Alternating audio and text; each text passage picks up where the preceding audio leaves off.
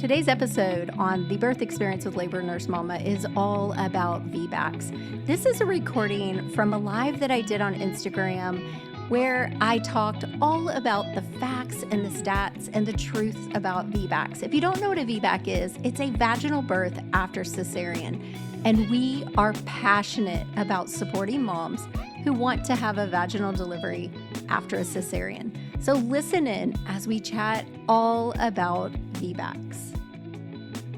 We're going to talk about VBAC. So if you don't know what a VBAC is, that's a vaginal birth after cesarean. But here's the truth of the matter. A VBAC is a vaginal birth. You've not had a C-section, then go ahead and stick around because I'm going to talk about reasons that women end up in a primary cesarean or a cesarean in general. And if you guys know me at all, I get on soapboxes about this. For my moms who have had a cesarean, I want you guys to know that if you are a candidate for a vaginal birth, for a VBAC, then your risks are higher if you choose to have a repeat cesarean. Do you hear me? Now, I bet that your providers do not make you feel that way, but the risks of having a cesarean are higher than having a vaginal delivery if you're a candidate.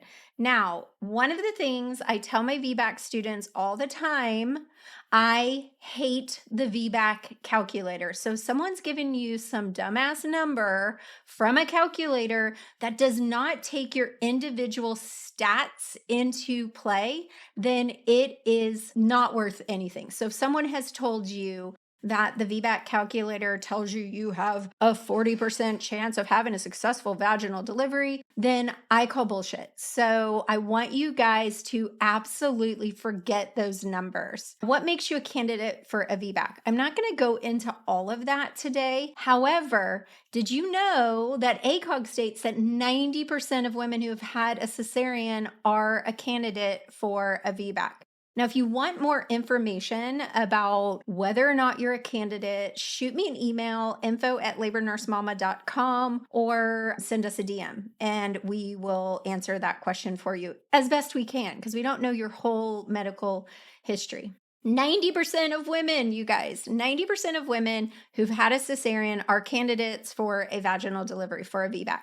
60 to 80% of VBACs are successful. Now, why do we not see more VBACs? Number one, it's because of providers that don't want to do them. Go figure, I don't understand, but that's just the truth of it. So I want to talk to my VBAC mamas right here. I want to talk to the women who have had cesareans because I have the VBAC lab and we have been working with mamas who desire to have a VBAC. Now, can I guarantee that if you join the VBAC lab, you're going to get a vaginal delivery? No, I can't guarantee that to my moms in calm labor either, but I can guarantee that you're not going to go back to the OR for some dumbass reason.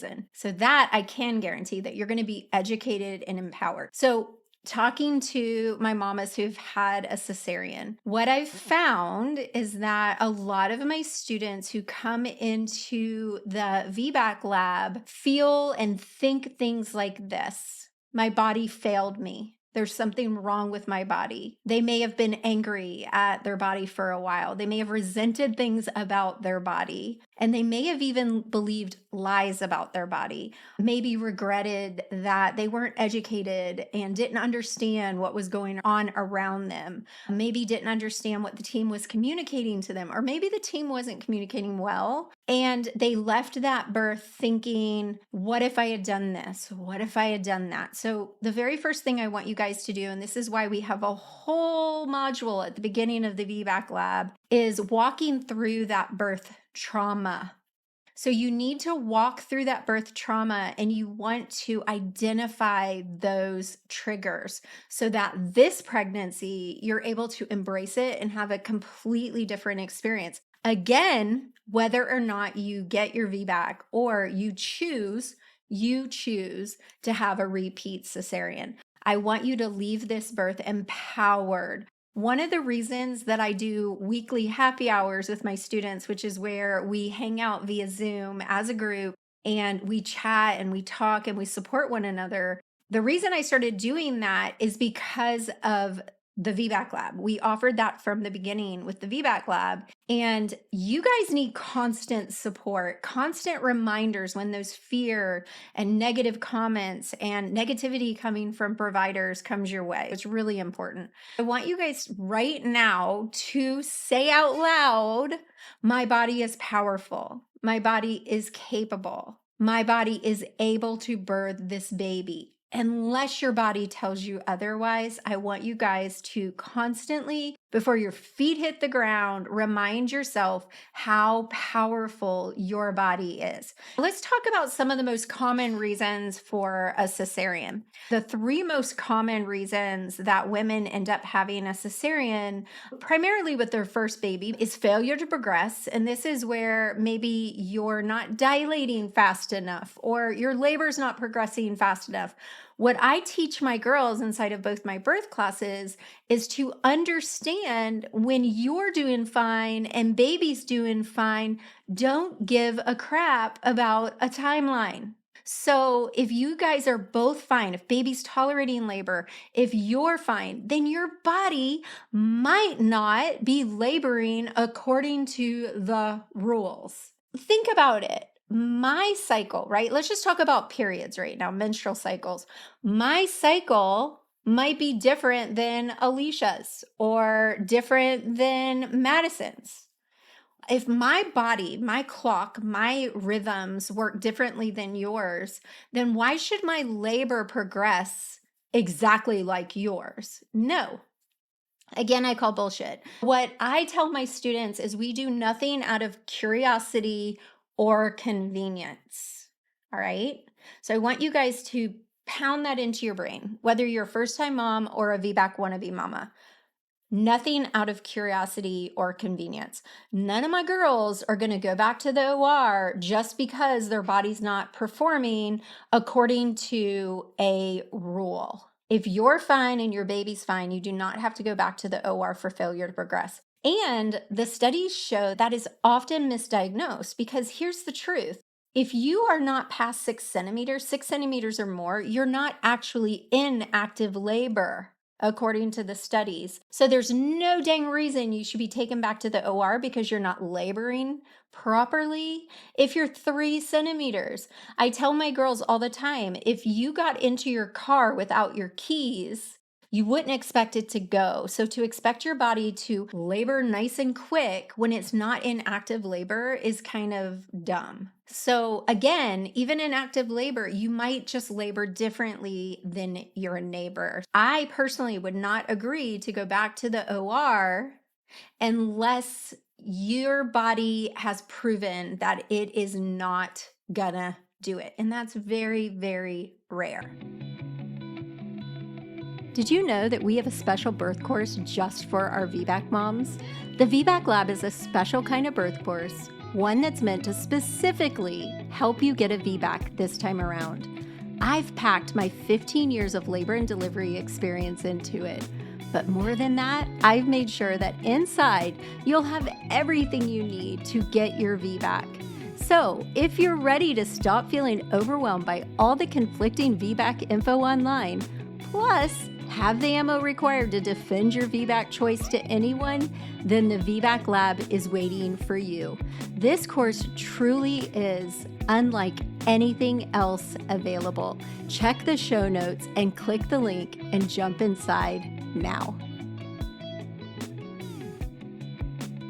So the other thing that I want you guys to think about is fetal distress. Now, fetal distress means that your baby's not tolerating labor in some form or fashion. Maybe the heart rate's dropped, you're having repetitive decelerations. The studies show to use movement and position change. If you're pushing, stop pushing, push with every other contraction before you go back to the OR. So that's something I teach my students. If baby's heart rate is dropping during labor, let's move your positions. Let's try everything before we opt to go to the OR. If you're pushing, then if you can, stop pushing. If you're unmedicated, that might be hard. However, you can do what we say is blowing out the candle. So just type of breathing to get through every other contraction, or maybe push only on every third contraction. So instead of rushing to the OR, this is why you have to be educated. The other common reason for a cesarean is a breech baby or a malpositioned baby. I have a student right now whose baby is like a little taco in her belly. So the baby is not moving, it's wedged. So she's opting for a cesarean. There are some providers who will do a breech delivery, but even in her case, that would be a little out of the question. Some other comments are big babies, and y'all know how I feel about big baby. I am not happy about that. I do not want you to agree to a C-section or even an induction if your diagnosis is only big baby. So that's a whole nother teaching topic. So you need to be educated to understand the process of labor, to understand what's happening around you, what's happening to you, so that you can make decisions that are not fear-based, that are lack of knowledge. Because if we don't understand what's being said, we're going to lean into the fear factor, and we don't want to make decisions during birth based on fear. Remember that this is really important. You need to know what's happening in you so that you can lean into it, so that you can work with the different stages of labor, so you can work with your body. And then you need to understand what's happening around you. What is the process of admission? What are we doing to you? What are we doing that we probably shouldn't? What is being done to you that's convenient for the staff, but not for you? What do you need to do to progress your labor? Did you guys know that gravity is actually more potent than Pitocin? Let's talk about some powerful things that you can do to up your chances of a successful vaginal delivery. One, you want to choose a provider wisely. I teach my girls to recognize a friendly provider, a VBAC friendly provider versus a tolerant. So I've got a little list here. A VBAC friendly provider sets no time limits. A VBAC tolerant doctor is going to say things like, well, you have to have the baby by 39 weeks or we're going to schedule your induction, or we don't let VBACs go past their due date, or we don't induce VBACs. They're going to set a time limit on you. They're going to set a time limit on your labor. VBAC labors are slow, so don't let them do that. A friendly provider is going to say, I'm going to induce you if we need to induce you, but we're going to go low and slow and very subtle. A tolerant provider is not going to induce. They won't do it. They won't even think about it. They're going to go to C-section first. A friendly provider treats you individually. Like I said, they don't use the calculator. They use you. What's going on with you? I feel like this should be across the board for all pregnant women, whether it's age or size or history. A tolerant doctor is going to use the VBAC calculator.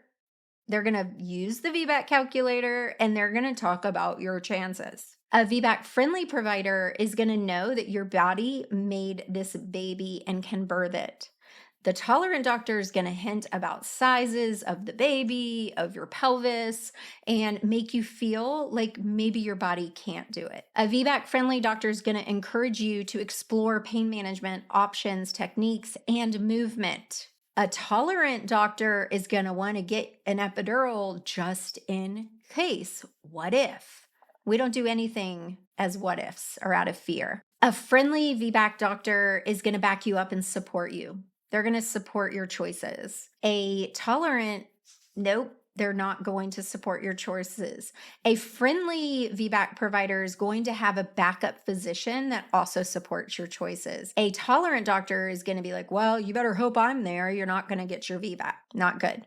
The provider is going to go over the benefits and risks of both a vaginal delivery and a repeat cesarean. A tolerant provider wants to scare you with the worst case scenario. Being educated and prepared is key. You need to take a birth class. This is why we have the VBAC lab. It's not just a module or a chapter slapped onto our birth course. It's an actual full birth course that is designed for VBAC mamas. So we have Calm Labor Confident Birth, which is for everyone else. And then the VBAC lab, which is specifically for my VBAC mamas. And the support in both of my birth classes is out of this world. I just got done doing our Calm Labor happy hour. We hang out, we go over my girls' weeks. If they've had a bad week, if they've had a good week, we just support them and love on them. Same with our VBAC moms. Another thing that's really important, whether you're having a VBAC, vaginal delivery, whatever, is to have a birth plan. The power of the birth plan is not in the paper. The power of the birth plan is the knowledge and the preparation you take to create the birth plan. So I don't want you guys to feel like the birth plan has the power. You have the power. The power is knowing the what ifs, the whys. I call it a birth map because you're going on a journey to get to a destination.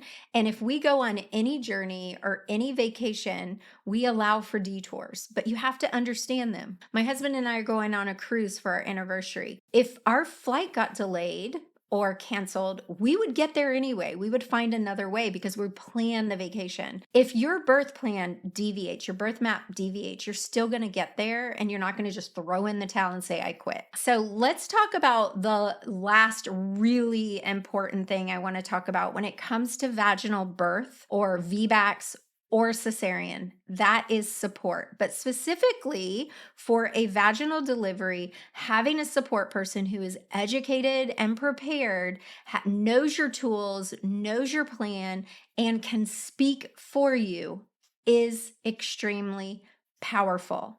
You want to have a constant presence of an educated support person with you. And here's why. People who have a constant support person who's educated and empowered are more likely to deliver vaginally. They're less likely to have an assisted delivery. That means forceps and episiotomy and vacuums. They're less likely to need pain medications. Let that sink in. They're more likely to be happy with their experience, and they're less likely to go back to the OR. And their baby is more likely to have better APGAR scores. That means they tolerated labor better. They did better. They got more oxygen, less decelerations. So that is critical. This is why we hired a doula on our team. We have a team doula, Taylor. A skilled doula empowers you to be able to communicate your desires, your plan, your birth map, and a skilled doula will help you achieve your birth goals and leave your birth feeling satisfied and powerful. And I cannot speak enough about having a powerful birth team, including a partner, a support person who's educated, a doula, a good labor nurse. I teach my girls how to fire their labor nurse if they need to, and a supportive provider. Hop into the VBAC lab because then you have access to us and we'll help you walk through all those key points throughout your pregnancy that ensures your VBAC and helps you communicate. Because here's the thing. Even if you don't have a VBAC friendly provider, you can still have a VBAC, and there's ways to ensure that and ways to speak up for your rights. You have rights. You have the power. You hire us. You have a right to say no, and you have a right to say yes to what you want. We don't go willy-nilly on that. We're not refusing just because we can. We're not saying yes just because we can. We're being educated so that we know when to use our power and how to wield it. I'm going to post a freebie download for my VBAC moms. It's an empowered VBAC ebook for you guys. Questions to ask your provider, facts and stats so you're armed when the random lady at the grocery store throws out some kind of dumb nonsense or your provider does. I'm also going to link to the VBAC lab, and I'm going to give you guys $10 off today if you want to join the VBAC lab. My biggest tip for you guys is to be educated and supported. I hope you enjoyed this episode on the birth experience with Labor Nurse Mama. As always, hit subscribe, leave us a review. We love to hear from you guys. Thank you so much for all the positive feedback. See you next Friday. Have a fantastic week.